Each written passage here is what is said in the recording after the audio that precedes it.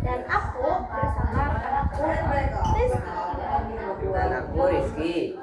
Podcast tempat kita ngobrol sama aku Rizky. Podcast tempat kita ngobrol santai tapi bobot.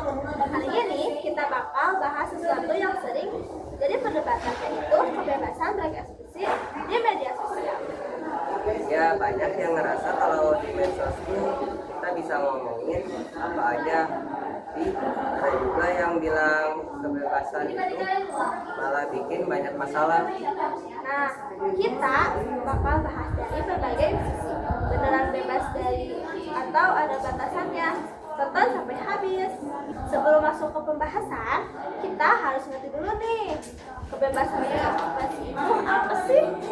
Kalau dari definisi umumnya, kebebasan berekspresi itu hak setiap orang buat nyamperin pendapat, ide atau perasaannya tanpa takut dihukum atau dibungkam. Kalau di dunia nyata, ini biasanya kelihatan dari diskusi publik, demonstrasi, atau debat terbuka. Tapi kalau di dunia digital, terutama di media sosial, beda cerita. Medsos itu ibarat ruang publik virtual yang nggak ada batas fisiknya. Jadi orang bisa ngomong apa aja ke siapa aja. Masalahnya, karena medsos itu luas banget, kadang batasan antara kebebasan dan penyalahgunaan menjadi berubah. Oke, sekarang kita bakal bahas sisi positifnya dulu. Kenapa sih kebebasan berekspresi di media sosial itu penting? Pertama, karena ini jadi sarana buat masyarakat menyuarakan pendapat banyak isu sosial yang akhirnya dapat perhatian gara-gara viral di medsos. Nah, contoh paling gampang, banyak gerakan sosial yang sukses karena media sosial kayak itu, Black Lives Matter, atau bahkan gerakan lingkungan di Indonesia. Ya, kalau kebebasan ini dibatasi terlalu ketat, di mana orang bisa speak up, udah tidak ada siapa yang bakal berani ngomong. Makanya banyak yang bilang kalau kebebasan itu berekspresi itu salah satu pilar penting dalam demokrasi. Bisa, tapi di sini bisa, tapi di sisi lain kebiasaan berekspresi yang Tapi di sisi lain, kebebasan berekspresi yang gak dikontrol juga bisa bahaya banget. Kadang orang pakai dalih, gue cuma berpendapat, buat nyebarin hoax atau ujaran kebencian. Yuk, contoh nyatanya bisa kita lihat di kasus ini, banyak orang yang kena mental atau bahkan kehilangan pekerjaan gara-gara ucapan kasar dari medsos. Belum lagi, orang yang salah ngomong dikit aja langsung dibully. Habis-habisan kadang orang lupa kalau di balik layar itu ada manusia benar yang punya perasaan. Dan yang lebih parah, kalau dibiarkan tanpa batas, medsos bisa jadi tempat buat provokasi yang bikin perpecahan. Kalau kita lihat, kebebasan berekspresi ini banyak pisau bermata dua, ada sisi positif dan negatif. Itu si positifnya, kita bisa lebih terbuka dalam menyuarakan pendapat, bisa didiskusi bebas dan lebih baik informasinya. Iya, ditambah lagi bisa jadi alat buat perubahan sosial yang lebih menarik. Banyak kebijakan yang akhirnya revisi karena tekanan dari netizen. Ini negatifnya, kalau nggak ada batasan yang jelas bisa merugikan orang lain. Hoax, space, cyberbullying, semuanya berawal dari kebebasan berekspresi yang nggak dikontrol. Makanya penting banget buat tahu batasan biar gak salah langkah. Nah, pertanyaannya, batasan dalam kebebasan berekspresi di media sosial itu apa aja sih? Pertama, ada batasan hukum di Indonesia. Ada UU ITE yang bisa membuat seseorang dipidana kalau menyebarin hoax atau ujaran kebencian. Terus ada juga batasan moral dan etika.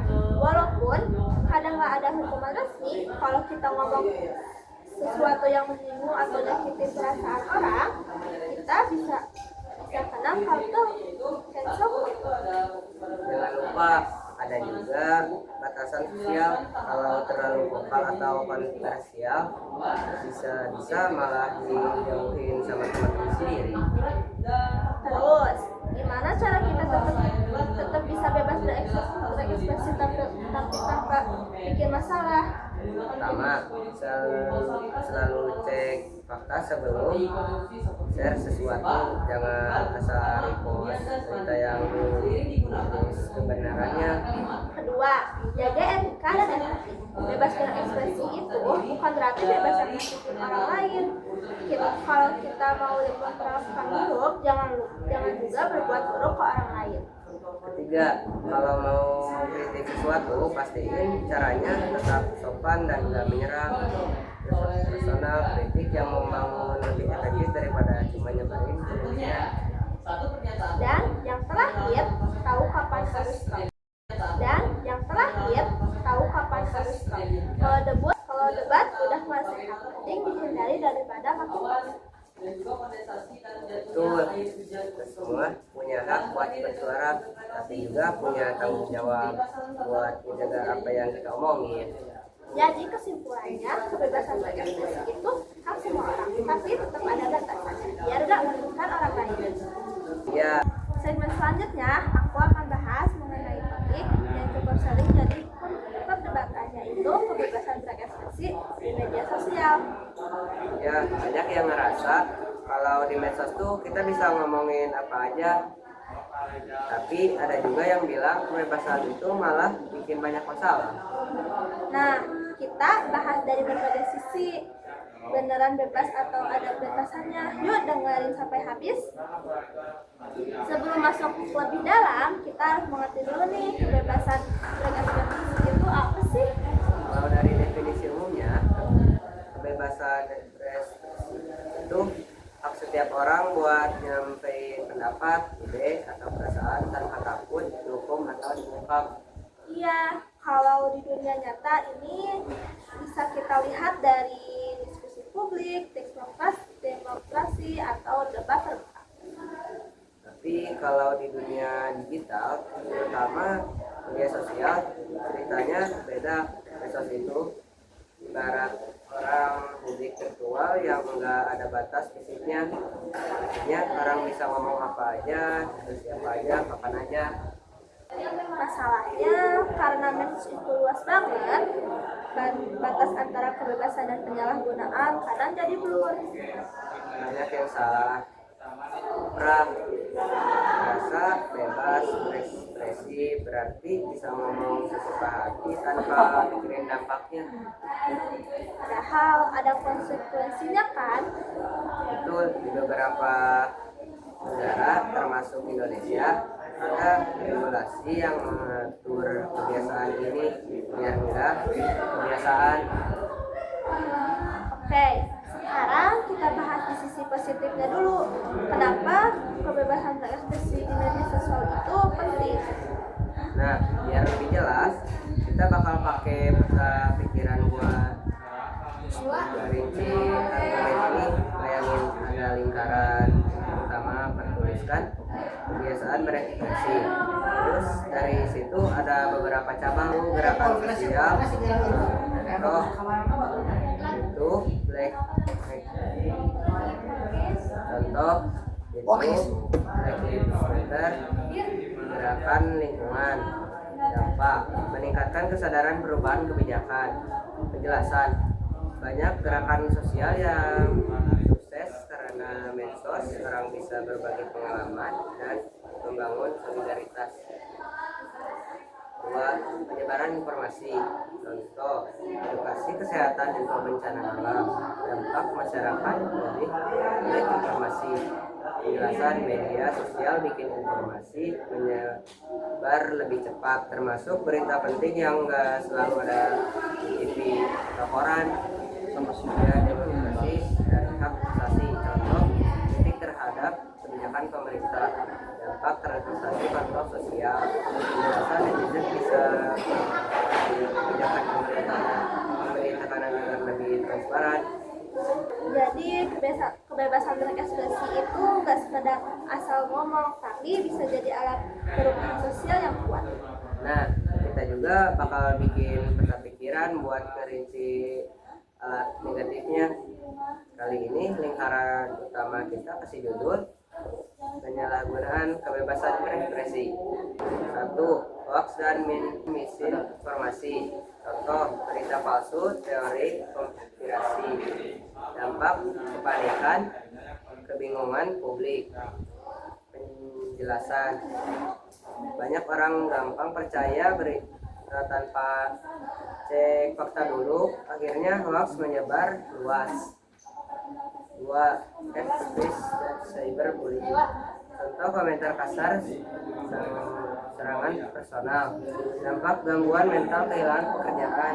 Penjelasan banyak kasus orang yang depresi atau bahkan bunuh diri karena dibully di medsos.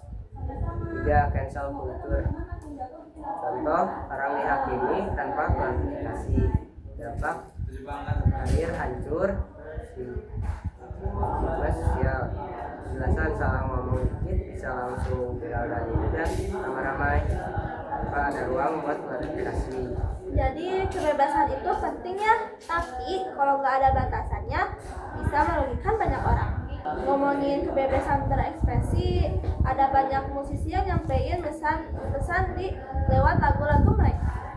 Ya, misalnya lagu Born This Way dari Lady Gaga.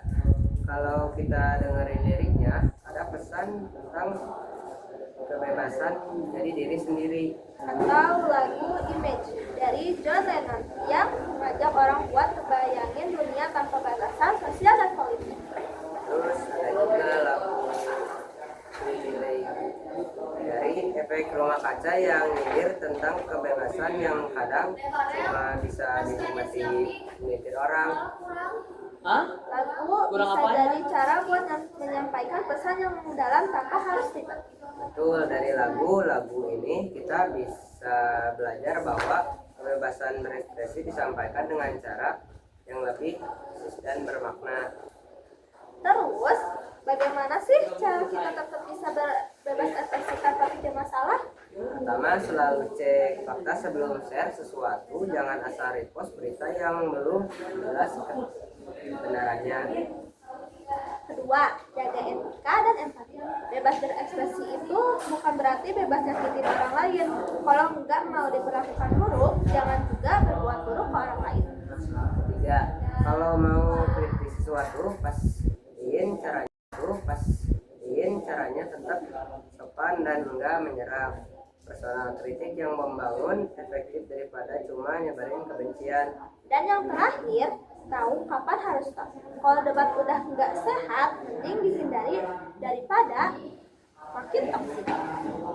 Jadi kesimpulannya, kebebasan berekspresi itu hak semua orang, tapi tetap ada batasannya biar nggak merugikan orang lain.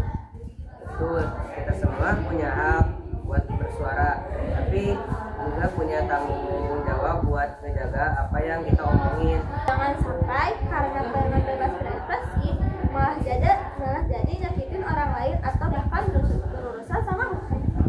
Iya, oke, segitu dulu buat episode kali ini. Thanks udah dengerin SSP Serbi Podcast. Sampai ketemu di episode selanjutnya. Jangan lupa follow dan share kalau kalian suka podcast ini. Bye Bye semuanya.